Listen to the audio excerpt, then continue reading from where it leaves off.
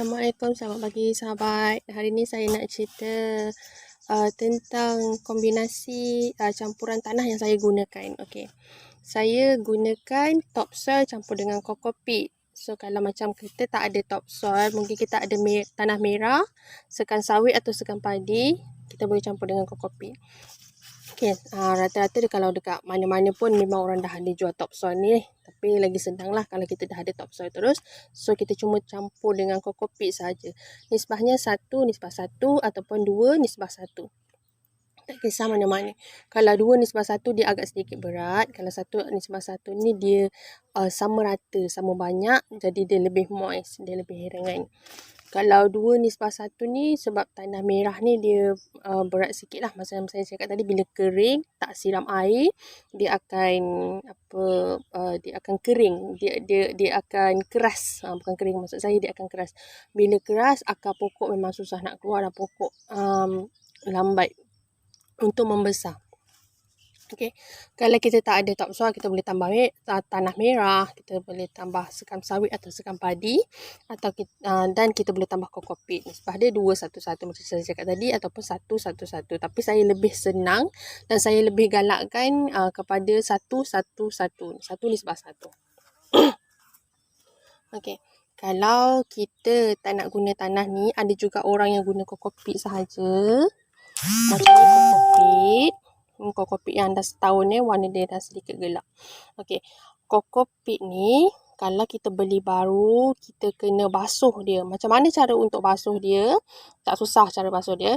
Biarkan saja di dalam polybag. Campurkan dia dengan sekam.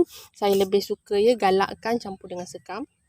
Tak kisah sekam padi atau sekam sawit, boleh guna nisbah 2:1, iaitu 2 kokopit dan 1 sekam, ataupun 1:1 boleh juga. Tak kisah. Okay. Sekam padi dia sifat dia ringan. So dia halus, dan kalau kita ada orang yang terlebih atau terlampau lama bakar, dia akan jadi terlampau halus seperti debu dan dia akan lalu bila disiram terlebih. Tapi kalau sekam sawit, dia berat, lebih berat, dan dia susah nak keluar daripada polybag atau pasu. Tapi kalau sekam padi, dia akan senang lalu ke pasu. Okey. Cara untuk matangkan sebelum kita guna sawit, maaf. Sebelum kita gunakan kokopit ni, kita kena basuh dia dulu dan matangkan dia. Cara dia, biarkan di dalam polybag. Selepas kita dah gaul dengan sekam, biarkan di dalam polybag dalam masa 14 hari. Paling kurang pun 7 hari. Kita biarkan di dalam polybag. Hari ke-7 kita dah boleh baja. Dan siram hari-hari. Maksudnya hari-hari kena siram sampai air tu dia keluar dekat kita punya polybag tu, dia mengalir keluar, kita nampak air tu kuning. Sampai dia air kuning tu keluar, okey dah stop. Besok ulang balik hari-hari, dan hari ke-7 kita baja. Hari ke-8, hari ke-9, hari ke-10 kita boleh tanam pokok. Kalau sebaiknya, kalau saya suka genapkan dia 14 hari. Tapi kalau kata anak pokok dah ada, jadi nak kena tanam cepat, dalam masa 10 hari tu dah boleh tanam. Baja tak kisah baja apa, nak baja tinja ayam boleh, nak baja kimia boleh, tak kisah mana-mana, terpulang kepada hak masing-masing nak guna baja apa. Kalau nak baja organik lagi senang, kita gunakan baja tayam, iaitu tahi ayam. Kemudian gaulkan sekali dengan kokopit dan kita biarkan dia dalam masa 14 hari, kemudian kita gunakan. Dah boleh tanam anak pokok. Okey, kalau yang tanah jenis ni pun, biasanya saya akan biarkan dia dulu dekat dalam tu 7 hari, kemudian saya baja, baru saya tanam anak pokok. Sama juga dengan sekam sawit tadi, kokopit tadi. Okey, kokopit kalau kita tak basuh dulu dan kita terus guna, bukan tak boleh hidup. Boleh kita tanam terus, tapi tak semua pokok akan kekal lama. Maksudnya tak semua pokok akan tahan lama. Kalau pokok kunyit, insya-Allah, sebab pokok kunyit dia jenis yang tahan. Tapi kalau pokok cili, kebanyakan pokok cili yang guna kokopit tak basuh, dia akan datang masalah di kemudian hari. Bila dia dah pokoknya besar macam ni, dia akan jadi kuning, dia mati, ataupun pokok tu cepat layu, serangan hama yang datang, itu memang selalu jadi punca. Jadi sebaiknya kokopit sebelum guna kita perlu basuh dahulu. Kemudian tanah tadi, campuran dia yang saya cerita tadi, 2-1-1 atau 1-1-1. Bagusnya tanah yang kita campur ni, bukan kita tak boleh ya guna tanah merah saja, boleh, tak kisah mana-mana. Tapi bila kita tak campur, bila hari hujan dia akan bertakung air. Sebab tanah merah ni dia jenis melekat, so air tu takkan lalu. Saya pernah kena dahulu, saya guna tanah topsoil saja tanpa campur dengan kokopit. Maka bila musim hujan dia akan bertakung air. So bila musim panas dia akan cepat kering dan keras. Jadi akar pokok tu susah nak keluar. Jadi bila saya dah campur dengan kokopit, dia sedikit lembut macam ni. Walaupun dia berat tapi dia lembut. Dan di sini saya ada satu lagi jenis tanah. Kalau kita tahu tanah gambut, kalau kita ada tanah gambut yang tanah macam mana tanah gambut? Tanah ni ni yang tanah ni tanah gambut. Biasanya orang berkebun ni, sekejap ya saya tunjukkan tanah gambut.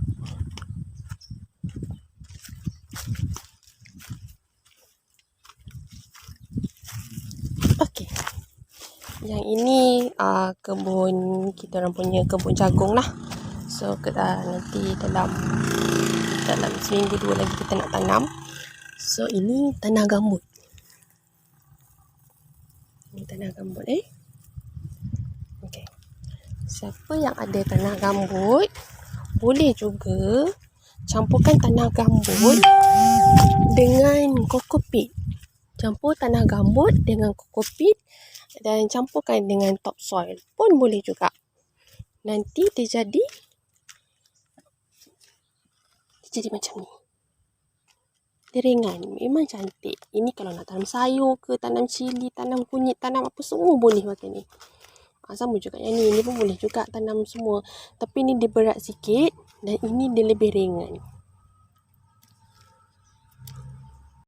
So jangan keliru antara tanah hitam yang dijual dekat kedai tu dengan tanah gambut. Tanah gambut ni memang dia warna hitam, dia jenis ringan, dia memang gembur, memang cantik betul lah. Tapi susah, tak ada orang jual rasanya tanah gambut dalam beg-beg tu. Selalunya yang jual dalam beg yang kita tengok tanah hitam tu adalah topsoil. Itu adalah campuran tanah merah dengan sekam padi atau sekam sawit. Macam itulah. Okey. Orang tanya saya, ada yang tanya apa itu sekam sawit? Mana datangnya sekam sawit? Okey. Sekam sawit tu adalah daripada sebatang pokok sawit.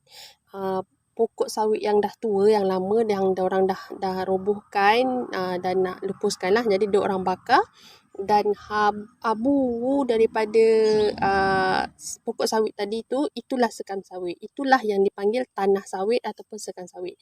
Kadang-kadang ada orang tanya saya, Kak, tanah sawit tu adakah tanah yang dekat pokok sawit tu dia orang korek? Bukan. Dia memang pokok sawit tu ditebang dan dibakar. Kemudian jadilah tanah sawit ataupun kita panggil sekam sawit. Dan jangan confuse macam saya cakap tadi, antara tanah gambut dengan tanah hitam. Tanah gambut memang warna hitam. Yang tanah hitam yang jual dekat nursery tu sebenarnya itu topsoil. Itu sekam sawit yang dicampur dengan tanah merah. Okey. Okey, sedikit lagi info. Bila kita siram pokok, jangan sampai air tu keluar daripada polybag. Maksudnya jangan sampai keluar daripada pasu sampai meleleh-leleh terlampau banyak dan overdose dengan air. Sebab satunya adalah bila kita terlebih siram, baja yang ada di dalam polybag atau pasu kita, dia akan lalu sekali. So kalau akak baja tapi akak siram banyak-banyak, so baja tu akan lalu. So baja akan habis. Jadi siram sekadar perlu, cukup tanah basah, okey cukup dah, tak payah nak siram sangat. So, itu je lah info saya setakat ni. InsyaAllah kita akan jumpa lagi. Salam kenal dari saya, Alin. InsyaAllah kita akan jumpa lagi. Assalamualaikum.